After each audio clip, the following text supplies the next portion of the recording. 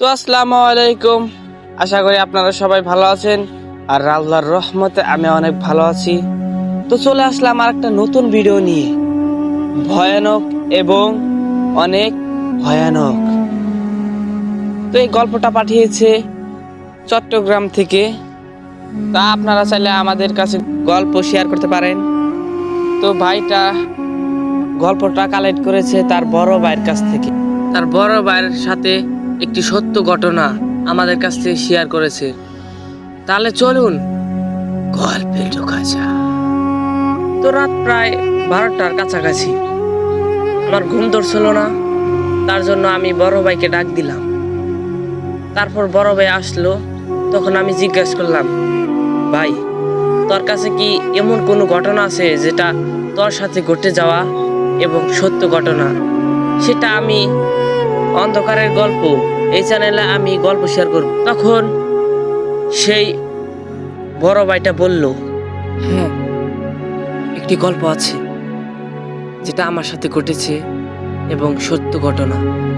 তুই চাইলে অন্ধকারের গল্প ওই চ্যানেলে তুই গল্প শেয়ার করতে পারিস। তাহলে চল গল্পে ঢুকি। তো একখানে আমি দাওয়াত খেতে গিয়েছিলাম। তো রাত প্রায় কয়টা, 10টা থেকে 11টা বাজে। তো সেই সময় তো রাস্তায় হেঁটে হেঁটে যাচ্ছিলাম, চারদিকে একদম কালো এবং অন্ধকার, আর মাঝে মাঝে কুকুরের ডাক, শিয়ালের ডাক শুনতে পাওয়া যাচ্ছিল। এটা স্বাভাবিক, কারণ গ্রামে দাওয়াত খেতে গিয়েছিলাম আমি। গ্রামে এরকম সচলাচল হতেই থাকে, এটা কথা না। তো হেঁটে যাচ্ছিলাম, তখন দেখতে পেলাম একটি দোকান। তো গ্রামে 8টা-9টার দিকেই দোকান সব বন্ধ হয়ে যেত, কিন্তু ওই দোকানটা 11টা বাজে তাও দোকানটা খোলা ছিল।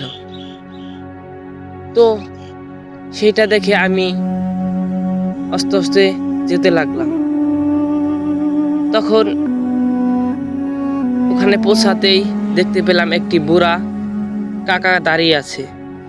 তখন সামনে এসে দাঁড়ালাম। তখন দেখতে পেলাম যে কাকাটার চোখটা কেমন যেন কালো কুচকুচে, কেমন যেন অদ্ভুত একটা ব্যাপার স্যাপার। আর দোকানটা ছিল মিষ্টির দোকান। তখন হঠাৎ করে কাকা বলে উঠলো, কি বাবা, মিষ্টি খাবি? তখন অনেকক্ষণ আগে আমি খেয়েছিলাম, তার জন্য অনেকটা খিদেও লেগেছিল। তার জন্য কাকাকে বললাম, তাহলে দেন কাকা। তো কাকাটা একটা বাড়িতে রসমালাই দিল। তখন বুঝতে পারলাম যেন মিষ্টিটার গন্ধটা জানি কিরকম, একদম অদ্ভুত, কেমন যেন বিশ্রী গন্ধ আসছিল। তো তখন আমার খিদে লেগেছিল, তার জন্য এত কিছু বলিনি। তো খাবার শেষে কাকাকে বললাম, কাকা দাম কত হয়েছে? তখন সেই কাকাটা বলে উঠল, টাকা লাগবে না, তুই পারলে আরো খা, তোর টাকা লাগবে না। তো কাকার মুখে এই কথাটা শোনার পর অনেক ভয় পেয়ে গেলাম, কারণ আগে শুনেছিলাম দাদুর মুখে যে রাত করে কেউ যদি ফ্রিতে খাওয়া দেয় সেটা খেতে নেই, কারণ সেটা অনেক ভয়ানক এবং বিপজ্জনক হয়। তো তখন দোকানটার পিছে একটি বাঁশ বাগান ছিল, ওইখান থেকে কেউ জানে আমাকে ডাকছে ফিস ফিস করে, রাখি রাখি,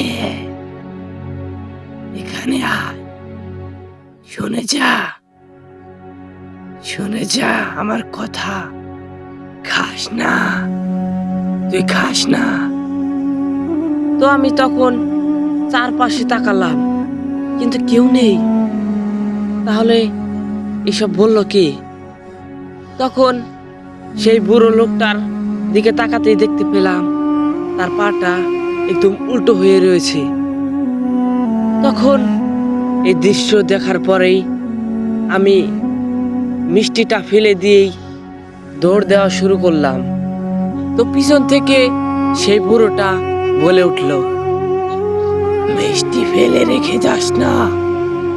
তো দৌড় দিতে দিতে দিতে দিতে এক সময় একটা মসজিদের কাছে গেলাম। তখন দেখতে পেলাম যে কয়টা মানুষ ওখানে বসে রয়েছে। তারা দেখতে পেল যে আমি একদম হরান হয়ে গেছি। তারপরে তারা আমাকে পানি দিল। তো আমি সেই পানিটা খেলাম। তো আমি আমার সাথে যা ঘটেছে পুরো ঘটনাটাই আমি তাদেরকে বললাম। তো গ্রামের একজন বলে উঠল, তুমি বেঁচে গেছো, কারণ ওই রাস্তায় আগে ভুলিয়ে ভালিয়ে মিষ্টি খাওয়ার লোভে সেখানে গেত, কিন্তু পরের দিন সকালে তাদেরকে আর উঠকে পাওয়া যেত না। তো পরের দিন সকালে সাহস করে কয়েকজন মানুষকে নিয়ে সেখানে গেলাম। তখন দেখতে পেলাম যে সেখানে কোনো দোকান নেই, কিন্তু শুধু দাঁড়িয়ে আছে একটি বড় পুরনো বট গাছ। শুধু সেই গাছের নিচে একটি রসগোল্লা পড়েছিল। রসগোল্লাটা একদম পচে গেছে, একদম দুর্গন্ধ বাড়াচ্ছিল। তখন আমরা সবাই ওইখান থেকে চলে আসলাম। তখন থেকে ওই রাস্তা দিয়ে আমি আর কোনোদিনও ওই দিকে যাইনি। তো এই ছিল আমাদের ঘটনা। তো এই বলে গল্পটা শেষ করলো। তো কেমন লাগলো আপনাদের এই গল্পটা? আশা করি অনেক ভালো লেগেছে। আর বলছি ভাই আপনাকে, আপনি একটু গুছিয়ে লেখার চেষ্টা করবেন। ধন্যবাদ। তাহলে চলুন দ্বিতীয় গল্পে যা। তো চলে আসলাম দ্বিতীয় গল্পটা নিয়ে। তো গল্পটা পাঠিয়েছে টাঙ্গাইল থেকে আমার এক ভাই। তা গল্পটা তিনি শুনেছে তার মামার কাছ থেকে। একদম সত্য ঘটনা, তার মামার সাথে ঘটেছিল। তাহলে চলুন গল্পে ফেরা যাক। আমার মামা অনেক বছর ধরেই গাড়ি চালাতেন। সে টাঙ্গাইল, চট্টগ্রাম, ঢাকা এবং আরো অনেক দূরে দূরে যেতেন। তার ছিলেন সব গাড়ি চালানোর অভিজ্ঞতা। উনি অনেক পুরনো ড্রাইভার ছিলেন। উনি রাত বিরাতে গাড়ি চালাতেন। তার কাছে এটা কোনো বিষয় ছিল না। সে অনেক রাত ভরে গাড়ি চালাতেন। তো আমার মামা বলতেন যে ভূত টুট কিছু হয় না, মানুষই সবচেয়ে থেকে বেশি ভয়ঙ্কর ভূতের থেকে। তো তিনি এইসব কথাগুলো কোনো বিশ্বাস করতেন না। সে অনেক সাহসী ছিলেন। কিন্তু একটা রাত তার এই সব চিন্তা ভাবনা একদম বদলে দেয়। এমন একটি রাত আসলো। তো প্রায় 3 বছর আগে এই ঘটনাটা ঘটছিল। তখন ছিল শীতের সময়, একদম ঠান্ডা, কুয়াশায় ভরা। তো আমার মামা তখন একটি বাস চালাচ্ছিলেন। তার সাথে ছিলেন একটি হেল্পার। তো আমার মামা চালাচ্ছিলেন, সেই হেল্পারটা তার পাশেই ঘুমাচ্ছিলেন। তো চারপাশে ছিল একদম কুয়াশা ভরা আর এবং অন্ধকার ভরা। তো চারপাশে ছিল খালি হেডলাইনের আলো। তো চারপাশে একটি লোক ছিল না, একদম ফাঁকা রাস্তা। তো এভাবে যেতে, তো আমার মামা বলেছিল যে ওই সময় এমন চুপচাপ থাকতো সব, নিজের নিঃশ্বাসের শব্দটা পর্যন্ত একদম স্পষ্ট শোনা যেত। তো অনেকক্ষণ এভাবে যেতে যেতে হঠাৎ করে দেখতে পেল যে একটি মহিলা রাস্তার মাঝখানে দাঁড়িয়ে আছে। সেই মহিলাটা উল্টো দিকে ঘুরে আছে। তো তখন আমার মামা দেখলো, দেখে গাড়িটা থামালো। তখন হেল্পারকে জাগালো। তখন আমার মামা হেল্পারকে বলল, এই ওঠ ওঠ, দেখ কোনো মহিলা জানি দাঁড়িয়ে আছে। তো মহিলাটা সে পরেছিল একটি সাদা কাপড়, তার চুলগুলো ছিল একদম লম্বা লম্বা। তো আমার মামা গাড়িটা থামিয়ে আবার সে স্টার্ট করলেন গাড়িটা, কারণ ওই রাস্তায় সাধারণত কেউ থাকে না। তখন আমার মামা আবার গাড়িটা স্টার্ট করলেন। তখন ওই মহিলাটা একদম গাড়ির সামনে আসলো। তখন আমার মামা বাধ্য হয়ে গাড়িটা থামালো। তখন তখন গাড়িটা দরজা খুলে দিল। তখন ওই মেয়েটা ধীরে ধীরে গাড়িতে বসলো। কিন্তু অদ্ভুত ব্যাপার, যেখানে নিজের শব্দটুকু একদম পুষ্টভাবে শোনা যেত, কিন্তু ওই মহিলাটা বাঁচিয়ে উঠল, একটা শব্দ পর্যন্ত হলো না। তখন আমরা দুইজন একটু ভয় পেতে লাগলাম যে একটু শব্দ হলো না কেন, এটা তো একদম অদ্ভুত ব্যাপার। মহিলাটা আর কথা না বলে একদম লাস্টে সিটে বসলো। তো মামা গাড়িটা স্টার্ট করলেন। তো অনেকক্ষণ পর মামা ভাবলেন যে দেখি মেয়েটা কি করছে। তো মামা এই ভেবে পিছনের দিকে তাকাতেই দেখে যে মেয়েটা নিচের দিকে তাকিয়ে আছে। এর জন্য ওভাবে রয়েছে সেটা আমরা দুজনের কেউ জানি না, কোনো কথা বললো না আমাদের সাথে। এভাবে নিচের দিকে তাকিয়ে রয়েছে। তো মামা কিছু বললেন না, আর মনে মনে নিজেই ভাবলেন যে মেয়েটা মনে হয় কোনো সমস্যায় পড়েছে। তো অনেকক্ষণ এভাবে যেতে যেতে মেয়েটাকে জিজ্ঞেস করলেন, আপনি কোথায় যাবেন? কোনো উত্তর নেই, একটা কথাও বললেন না তিনি।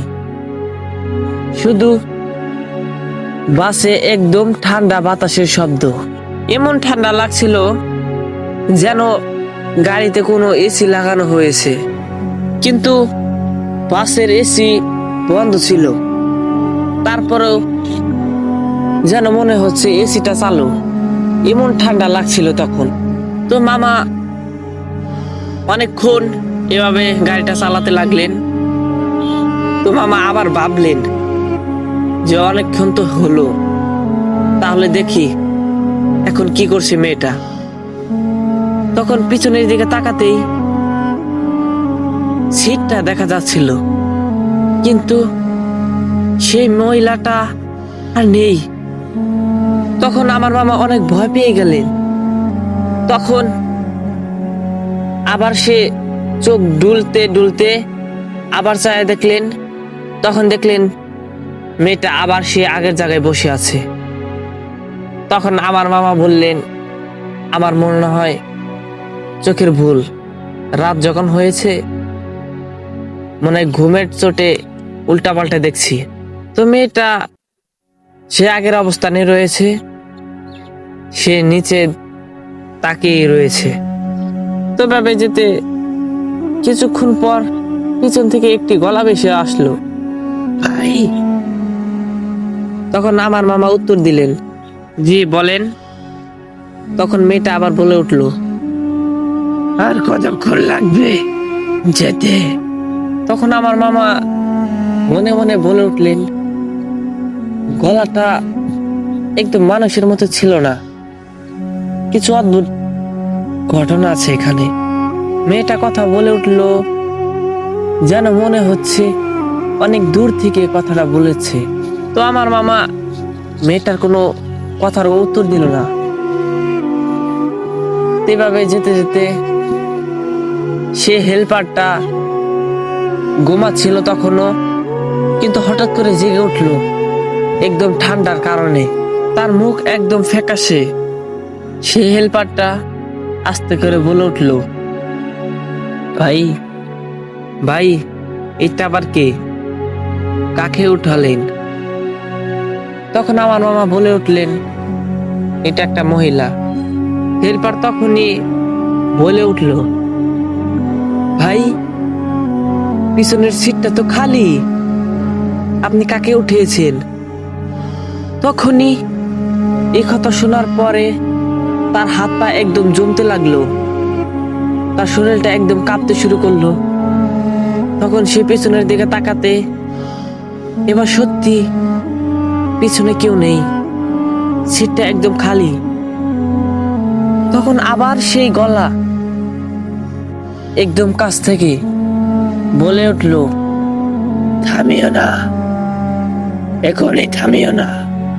তখন আমার মামা আমাকে বলেছিলেন, ওই মুহূর্তে আমার শরীর একদম জমে গেছে, আমার হাত পা নড়াতে পারছিলাম না। তখন হেল্পার তখন অনেক ভয় পেতে লাগলো। তখন বাসের ভেতর থেকে কিছু একটা গন্ধ আসতে শুরু করলো। তখন মামা একবার সাহস করে পিছনে তাকালেন।